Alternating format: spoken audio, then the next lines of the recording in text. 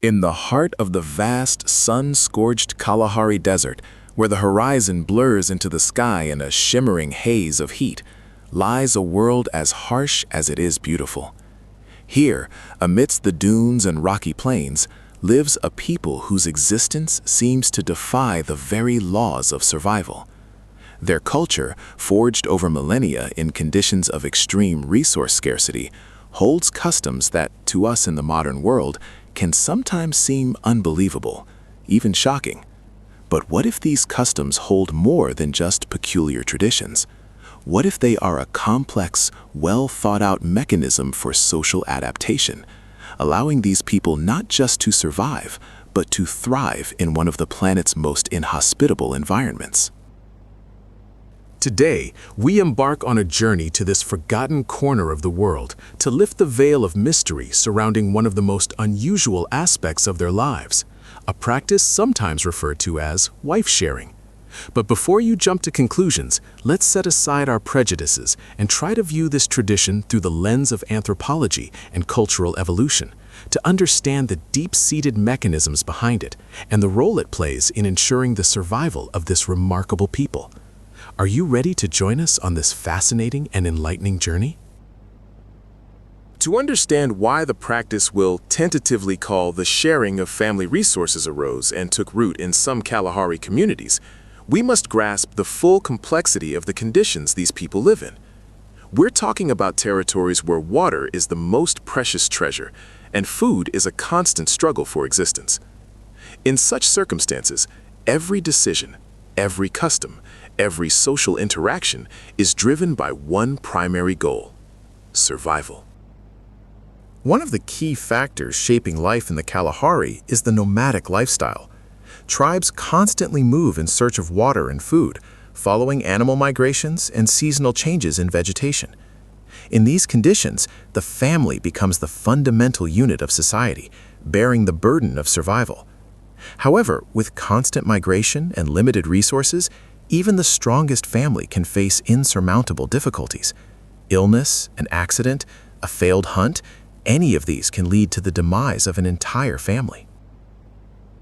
This is precisely where the intricate system of social ties and mutual aid permeating every aspect of tribal life comes into play. This system is based on the principle of collective responsibility, where every member of the community is obligated to help others and, if necessary, share their resources with them. In this context, the practice of sharing family resources emerges not as a peculiar tradition, but as one form of this collective responsibility, aimed at ensuring the survival of the entire tribe. But how exactly is this practice implemented? Imagine two families living in different parts of the Kalahari. One family might possess extensive hunting experience and know how to procure valuable resources like wheat and animal hides. Another family, conversely, might have knowledge of edible plants and know how to find water in the most unexpected places. In conditions of constant resource scarcity, both families can benefit from exchanging this knowledge and these skills. One way to facilitate such an exchange is by establishing close social ties between families, including through marriage alliances. In some cases, this can lead to a situation where a man from one family temporarily or permanently becomes part of another family, bringing his knowledge and skills with him. In turn, his family gains access to the resources and knowledge possessed by the other family. It's important to understand that in this context, we are not talking about trading wives in the sense we usually associate with that term. Rather, it's a complex system of mutual aid and resource exchange, where marriage alliances serve as one of the mechanisms for establishing and maintaining these ties. Decisions about such alliances are not made by individuals, but by the entire tribe, based on considerations of survival and the well-being of the whole community. To better understand this practice, let's turn to scientific research conducted by anthropologists and ethnographers studying the life of the Kalahari peoples. These studies show that at the root of such customs lies a deep understanding of the laws of nature and social dynamics, as well as a drive to adapt to the environment. One of the key concepts anthropologists use to describe such phenomena is cultural adaptation. Cultural adaptation is the process by which human communities adjust to their environment by developing and passing down through generations the knowledge, skills, and customs that enable them to survive and thrive in specific conditions. In the case of the Kalahari peoples, the practice of sharing family resources is a prime example of cultural adaptation to conditions of extreme resource scarcity. It allows tribes to expand their access to vital resources like water and food, and to increase their resilience to external threats, such as disease and natural disasters.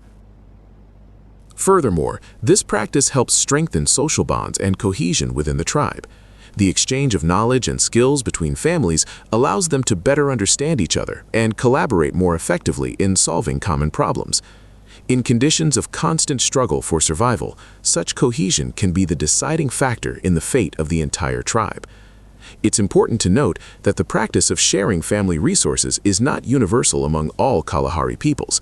It is found only in certain communities where survival conditions are particularly harsh.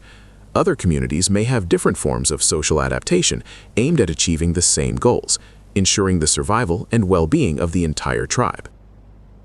For example, some tribes practice a system of collective farming, where all community members work the land together and share the harvest.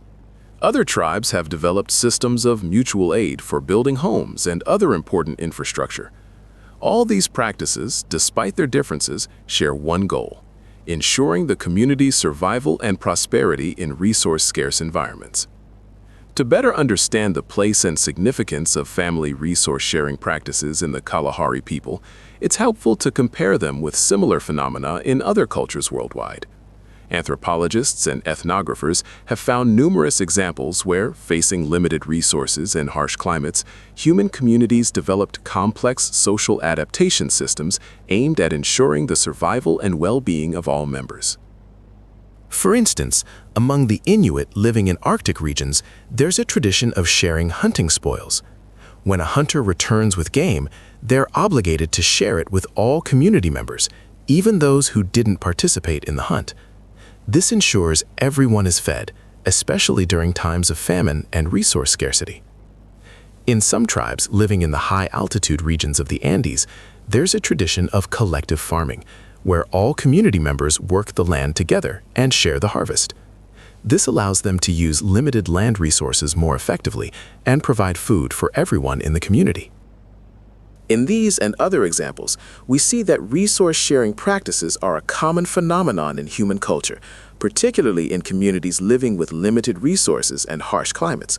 It's a form of social adaptation aimed at ensuring the survival and prosperity of the entire community. In conclusion, let's reiterate that the practice of family resource sharing in some Kalahari communities isn't a quirky tradition, but a complex and thoughtful mechanism of social adaptation that allows these people to survive and thrive in one of the planet's most inhospitable environments.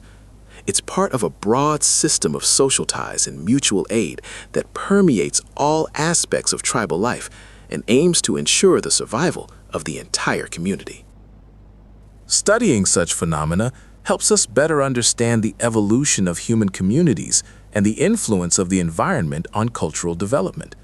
It also helps us shed prejudices and view the world from a broader, more objective perspective. Instead of judging other cultures based on our own values and beliefs, we should strive to understand their logic and motivations and appreciate their contribution to universal human culture. Ultimately, studying the lives of the Kalahari people and similar communities offers valuable lessons on how humanity can adapt to the most challenging conditions and survive through cooperation, mutual aid, and respect for the environment. These lessons can be particularly relevant in today's world, as humanity faces global challenges like climate change, resource scarcity, and social inequality. Instead of condemning or mocking the traditions of other peoples, we should seek to understand their deeper meaning and learn from them. After all, our richness and strength lie in the diversity of cultures and the experiences of different human communities. By studying other cultures, we not only broaden our horizons, but also learn to better understand ourselves and our place in the world. So the next time you hear about an unusual or shocking tradition, don't rush to judgment. Try to look at it through the lens of anthropology and cultural evolution to understand the underlying mechanisms and the role it plays in ensuring the community's survival and well-being.